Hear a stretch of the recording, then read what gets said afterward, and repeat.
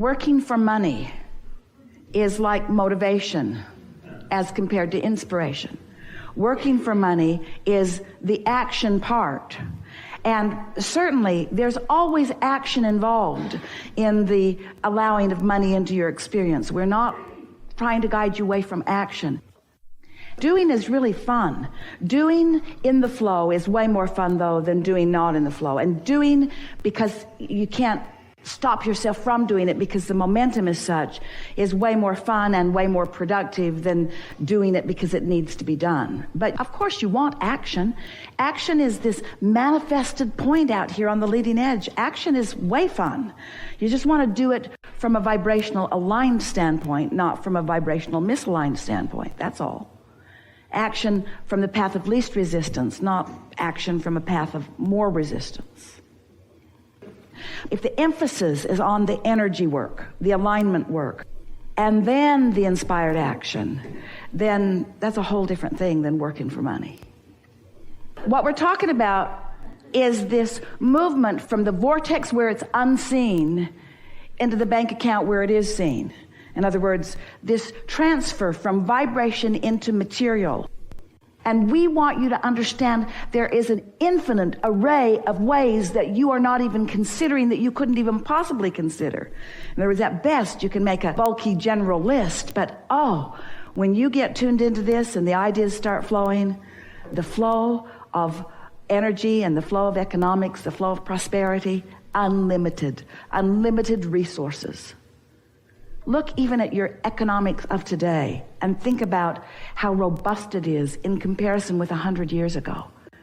And 100 years ago, no one could have conceived of the avenues through which the abundance flows, or the height to which the abundance has swollen, or the degree to which the abundance affects the details of your life experience, you see. So let's not make a puny little list. Let's just call it unlimited and open ourselves to the ideas that are ripe for the plucking now. I'm going to accept the unlimitedness of it. I'm going to accept the ripeness of ideas that I'm about to receive. It's hard for a doer, isn't it? It's hard for somebody who's used to just getting in and doing it. And it's annoying when you do and others don't do. But those who are really doing aren't doing. Those that are really receiving have got this vibrational flow going. Now just answer this as you believe it to be. There's only a slight trap here for you. But answer this as you believe it to be. Do you believe that currently your prosperity, and we're talking about financial prosperity, do you believe right now that your financial prosperity is tied to your action? Because most of you would say, well, this is how I earn my living. I exchange this action for this income. And so let us lay the trap a little tighter for you. If you stopped doing today what you've been doing, would your money flow tomorrow the way it's been flowing? If you didn't go to work tomorrow, would your money flow? And if you didn't go to work tomorrow, for those of you who, if you don't go to work tomorrow and don't do what you usually do, and your money doesn't flow, then what? Then what? In other words, does your money feel dependent on your action? Yes. So, thank you for being honest. Well, for most, that's normal in your economy of today, isn't it? That you have trained yourself or been hired to do something in exchange, or you've positioned yourself to do something in exchange. Economics is about that, isn't it? It's about providing service for one another. Aren't your economics all about your interaction with each other? Here's another question for you. If there was no one else on the planet, would your business or means of making money be necessary? If there were no one else to participate with you in any way, goods or services, would there be any reason for you to provide them? Can you step back far enough to acknowledge that your interaction with one another is what the basis of the economics is all about? Can you step far enough back to acknowledge that economy rests on, rides on, depends on, at the basis of is serving one another in some way. Do you believe that the ways to serve one another have all been figured out? Do you believe that there are desires in the ethers, on the minds, the lips, the hopes and dreams of the masses that are still to be discovered? Do you believe that you have the ability to position yourself as you choose to be the beneficiary of the satisfaction of serving others? We tricked you, didn't we? Because what we want you to embrace first is that your economics and how they flow to you are about the energy that you are flowing outward to others. In other words, it's what you're offering, what you're receiving and what you're offering are the same. They are vibrationally equivalent. And if you can think in terms of the service that you're offering, now we offer that word carefully because you misunderstand it every time someone uses the word.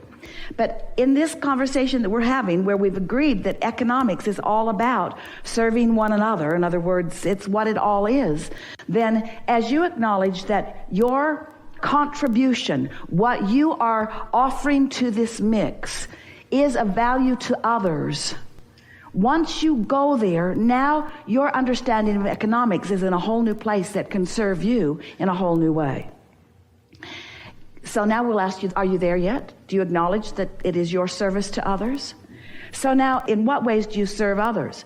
You serve others by getting energy flowing. You serve others by tapping into the stream of infinite intelligence. You serve others by tuning in, tapping in to the frequency, this high power frequency. You serve others by understanding the path of least resistance. You serve others by tapping in, not just to infinite intelligence, but to infinite prosperity, to infinite abundance of energy, to infinite ideas. If you're serving others, then isn't it the idea that really is at the basis of most service, you see? When you loosen up these cobwebs and you start acknowledging that you could be in the right place at the right time, in more conversations, in more opportunities to uplift, if you would put your attention upon the energy that you're receiving, which then you will be flowing. But here's the most interesting thing about economics. We already said it to you, but we're going to say it to you again. You don't get it until you give it, because it is the asking for it that summons it. So when you get into an attitude of service, which is asking for it on the behalf of others, now you open a really big portal, a really big vortex of abundance, you see. And that's really the place that you want to start with all of this. In what ways can I be of value to others? Now let's start generally. Are you of more value to others when you are ornery or happy? Well, that's not a difficult thing to understand, and yet it's usually not a question that you ask in relationship to economics, is it?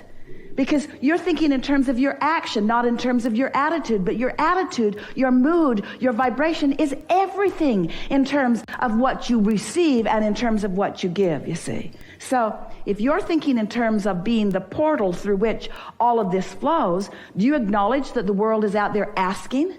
Do you acknowledge that their life experiences are what are causing them to identify what the next economic booms will be? Do you know that there are economic booms in the vortex right now that haven't even been discovered by those who will feel the inspiration to provide the response to the boom that is being asked for? So does it overwhelm you to think about being the creative genius that is inspired to that? We're not asking all of you to be the next Bill Gates, but why not?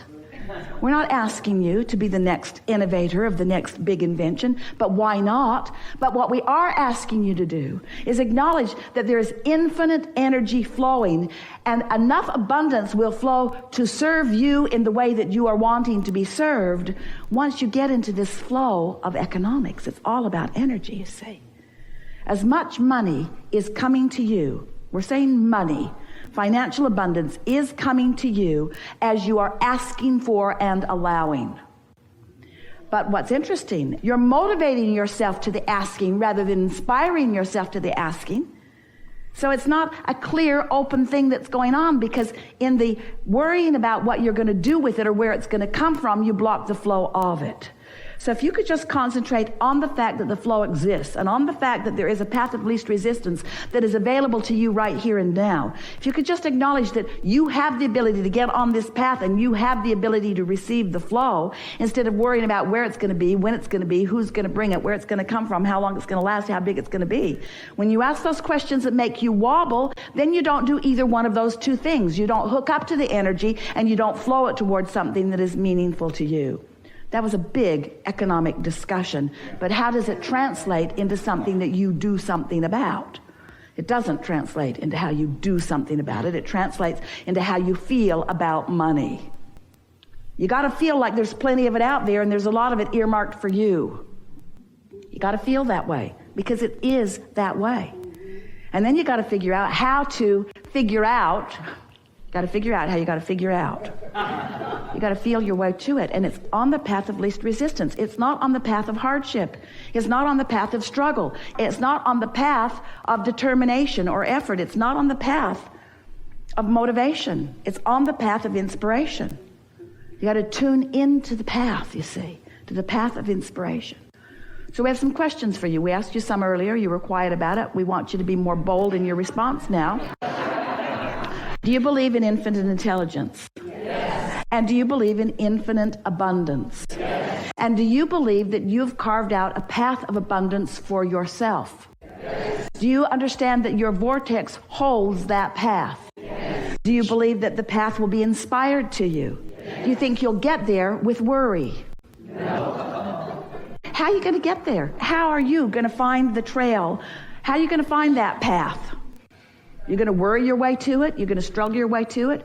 What do you want to do? What do you like to do? Do you believe that you can serve doing something that's fun to do?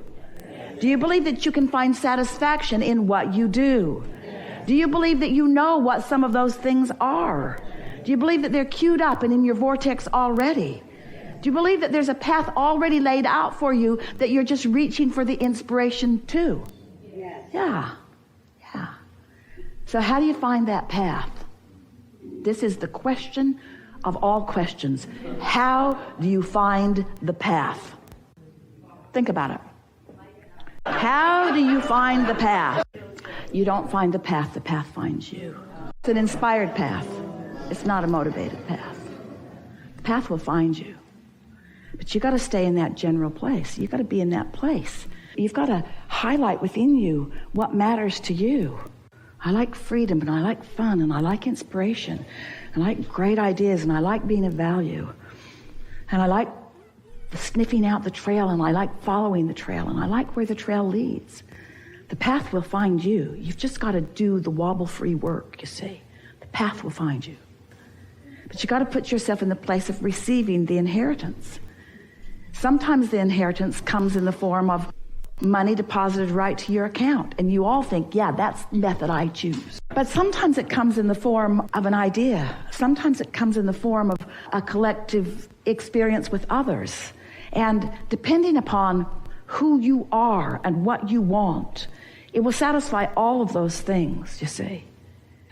And so when we said the path will find you, the path has already found you. It's just an eternally unfolding path. It will continue to surprise and delight you, you see.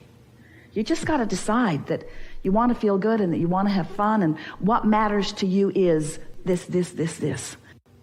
That's the abundance that is yours. That's the inheritance that's there for you. And the question is, are you ready? Are you ready? Do you really love yourself? Have you practiced that? How much do you love life? Because that's what opens to you, you see. Yeah.